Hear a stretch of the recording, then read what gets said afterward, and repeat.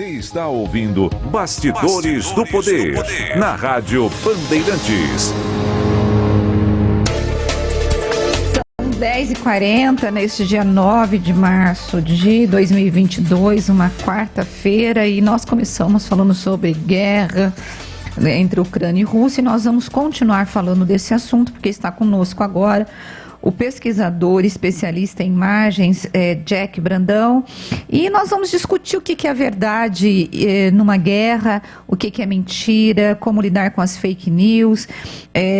Eu quero lembrar aqui, começar esse bate-papo falando, não sei se o Edson chegou a ver, eu vi vários jornais dando matéria, e eu li sobre isso, que a Miss ucraniana teria pego em armas e teria ido para a guerra. E ontem o jornal O Globo trouxe uma matéria dizendo que era fake news.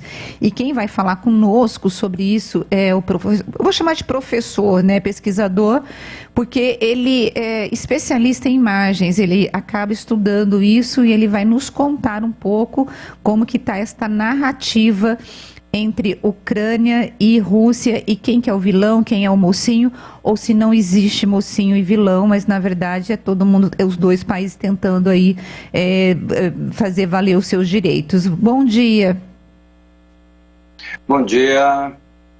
E aí, como que nós estamos? Dentro daquilo que o senhor está estudando sobre a Rússia e a Ucrânia, me passa para a gente um panorama geral daquilo que o senhor está vendo em relação a essas 2 semanas de guerra, em relação a essa questão das imagens. Bom, é muito importante nós lembrarmos sempre que as imagens, elas têm um poder muito sobre a humanidade. E quando eu digo isso, nós não podemos nos esquecer que o homem é aquilo que eu chamo de iconotrópico. O que isso quer dizer?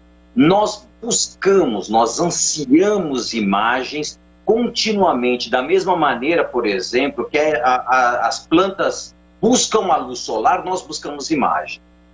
É óbvio que ao saber disso, muitas pessoas usam deste poder imagético para aliciar ou para levar determinadas pessoas a determinados, como é que eu posso dizer, pensamentos e opiniões.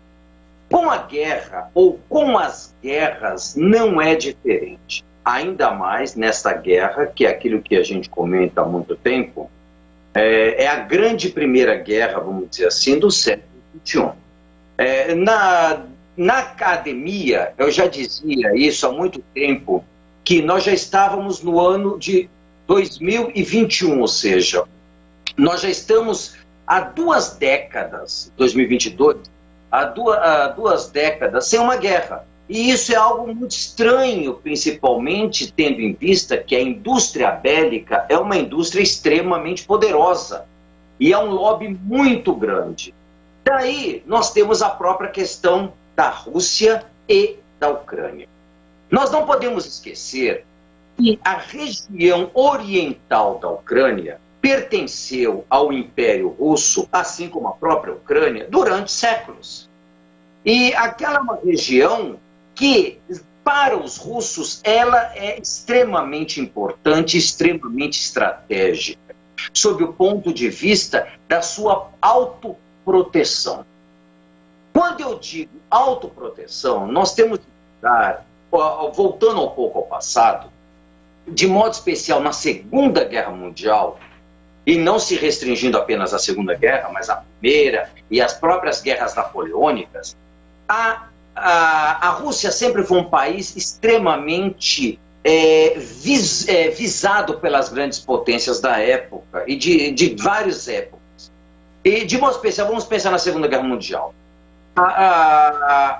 Os nazistas invadem a Rússia, a antiga União Soviética, no caso, e matam praticamente, foram mais de 30 milhões de soviéticos, de russos naquela época.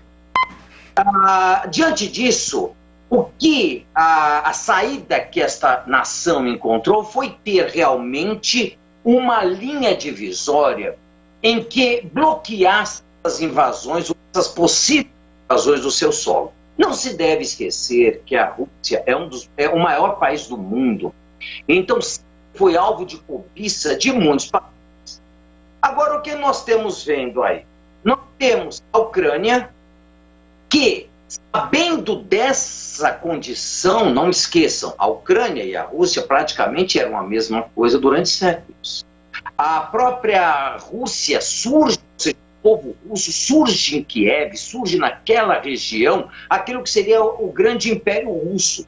Então, mas o que tem, como que a gente chega hoje, como que está sendo a narrativa em relação a essa questão das imagens e do que tem vindo para as redes sociais?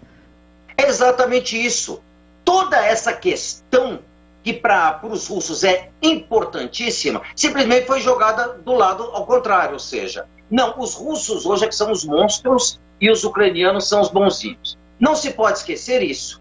A OTAN, a Rússia quer a OTAN afastada dela e a Ucrânia quer a OTAN perto dela. Então o que acontece? Criou-se umas imagens que mostram exatamente o quê? A demonização de um país, no caso a Rússia, e a exaltação, a santificação de outro país, no caso a própria Ucrânia.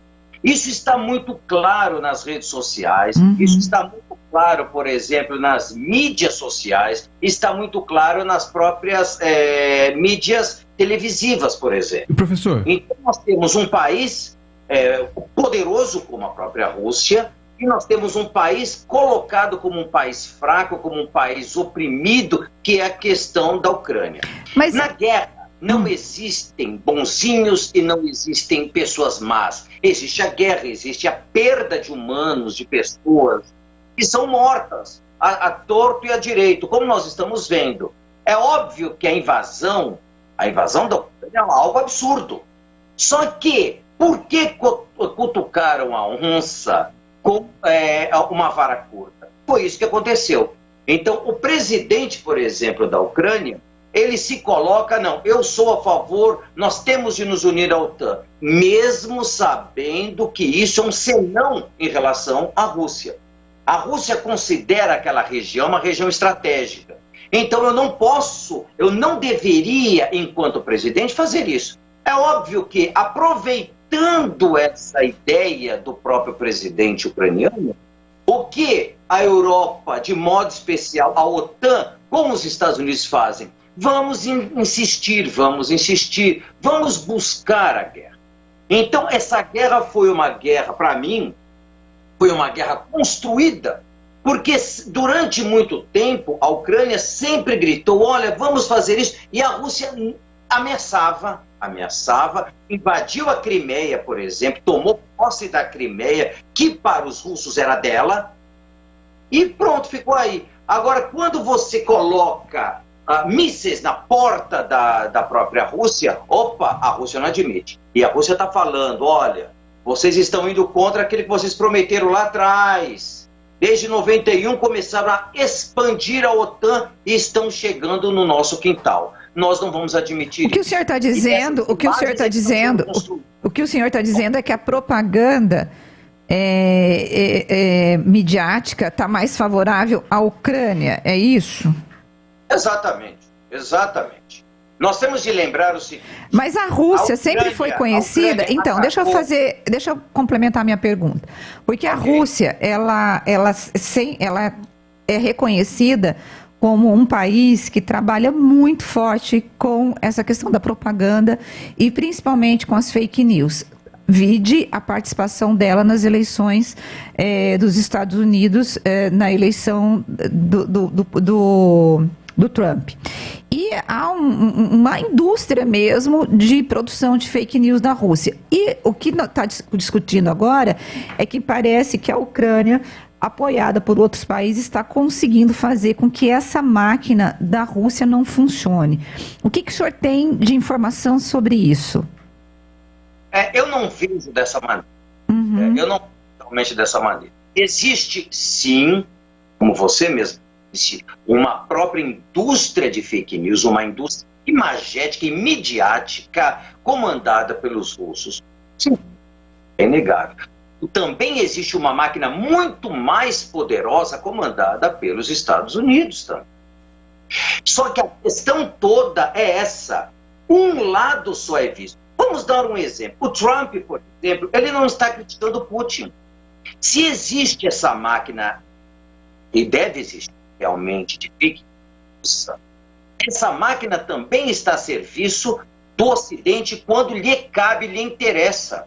A questão toda que nós levantamos em pesquisas é essa, é nós tentarmos estabelecer um meio termo. Eu não posso demonizar um país e santificar um outro sem conhecer a totalidade da coisa. Então, a questão toda que nós estamos levantando é exatamente essa. Nós não podemos dizer que um pai, a partir do momento, isso é muito nas nossas pesquisas, quando você pega e você diz que só existe um único inimigo, que só existe uma única pessoa terrível e má, e todas as outras são as boazinhas, opa, alguma coisa está errada. Porque na realidade não existe isso. Nós somos seres humanos e existem vontades e vontades políticas extremamente poderosas, extremamente grandes.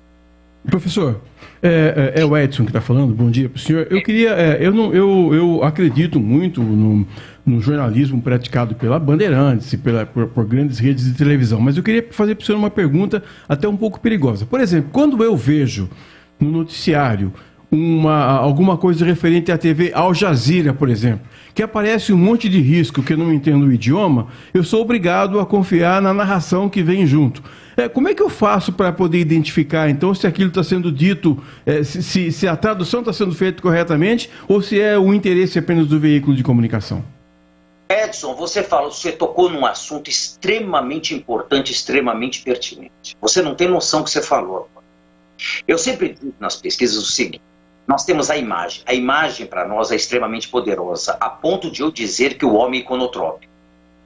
Agora, quando a imagem vem junto com o logos, que é a palavra, cara, a imagem passa a ser verdade, passa a ser verídica, mesmo que ela seja mentirosa. O que você tocou é algo extremamente importante, porque nós temos aí uma outra questão, que é a questão do idioma, que é realmente um entrave. Só que o que acontece é o seguinte, vamos dar um exemplo usando a Al Jazeera. A Al Jazeera, normalmente, ela não produz noticiário só em árabe. Ela produz também noticiário em inglês. Então, por exemplo, eu acredito que é muito importante para aquelas pessoas que realmente querem conhecer a totalidade do fato, prestem atenção, eu não estou dizendo verdade, porque não existe verdade. Existem verdades, existe fato. O jornalismo tem de trabalhar com fatos. A partir do momento que o jornalismo vai trabalhar com opiniões próprias, ele deixa de ser totalmente jornalístico, porque ele não vai trabalhar com fato, ele vai trabalhar com um lado pessoal. Agora, o que você está falando é muito importante, porque nós temos de buscar várias informações e buscar outras palavras. Como você mesmo disse, está em árabe? Eu não conheço. Nós temos muitas vezes de buscar informações ou buscar essas próprias redes que tragam uma linguagem que seja acessível a nós. No caso, o inglês. Caso contrário, realmente, nós podemos e muitas vezes somos levados a acreditar em fatos que não condizem com a verdade. É como se eu pegasse um recorte de uma imagem, colocasse uma legenda qualquer, pronto, o que eu faço? Eu transformo esse fato em verdade. Isso é fake news. Isso é fake news. Por isso, por exemplo, que as imagens vinculadas nas redes sociais, não só a imagem, mas a legenda, tornam-se virais. E essas imagens passam a se tornar uma verdade inquestionável. Nas mãos de pessoas não tão boas assim, nós podemos ver que a própria, entre aspas, verdade, ela passa por uma construção. Depende da pessoa que vai utilizá-la, né? Tá certo. Bom, eu quero agradecer ao professor Jack Brandão, pesquisador especialista em imagens, que falou conosco sobre a guerra da Rússia e Ucrânia. Muito bom dia para o senhor, professor, e obrigada por atender a equipe aqui da Rádio Bandeirantes. Eu que agradeço. Muito obrigado pela atenção e pela oportunidade. Bom, gente, eu vou antecipar, nós vamos para o nosso intervalo e voltamos.